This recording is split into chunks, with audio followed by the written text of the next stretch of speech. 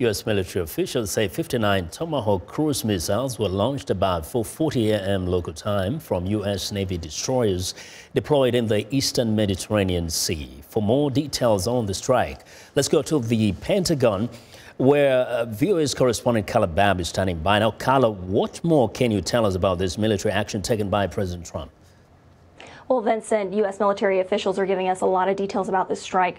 According to these officials, the strike was asked. Here at the Pentagon, they were asked for options on April the 5th. And on April the 6th, they presented those options. The president decided on the option to strike that airfield at about 4:30. And about 4 hours later, they started carrying out the strikes early morning local Syria time to prevent casualties. We know that they were targeting aircraft. They hit about 20 Syrian aircraft while they were conducting the strikes. 59 total places where they targeted on that airfield. Other things were the hangars that had the aircraft. They also targeted some ammo storage facilities. But this was made in direct response to this chemical attack. This is a message from the United States telling the Syrians not to use chemical weapons against their own people. Now, perhaps a message to someone else. Many are questioning, were the Russians at that base in some way or fashion?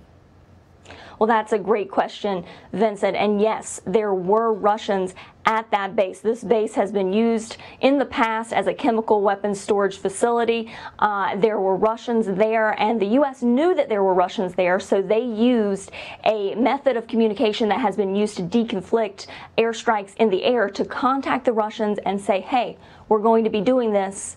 We are just letting you know. So they avoided the areas of the base where Russians were known, and also on top of giving heads up was just an extra layer of protection to not get Russians involved in this. So then now, what next? What are you hearing? Well, that really depends on all of the players. Here at the Pentagon, you don't really know. Officials are telling me that this was a direct response, an appropriate, proportional, and effective response. They hit all of the targets, all of the 59 targets that they wanted to hit, and they have not been given further notification on additional strikes. What we don't know is how Syria and how Russia are going to respond to this. Russia has come out and said that this was an aggression. Syria has said that this is an aggression, but U.S. troops are on the ground in Syria helping people to fight the Islamic State forces there. And so up until now, there has been this agreement between the Syrians and the United States, unofficial, yes, but there's been this agreement that they would not attack each other. This is now the first attack from the U.S. on the Syrian military. So now we have to worry, are U.S. military personnel on the ground at risk since this airstrike has occurred? Well, but suddenly a change and a shift in policy now towards that region. It is a shift in the policy, but it's just something that the military says they saw the Syrian regime directly responsible. I've actually had officials that showed me the flight path of the Syrian aircraft as it left from this base and targeted that town near Idlib.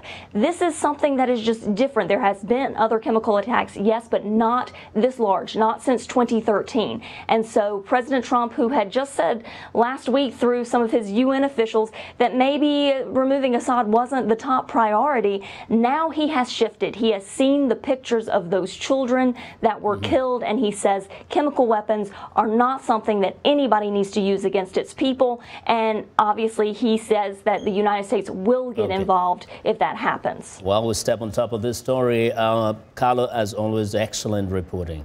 Thank you very much. Thanks, Vincent. That's VOA's Pentagon correspondent Carla Babb.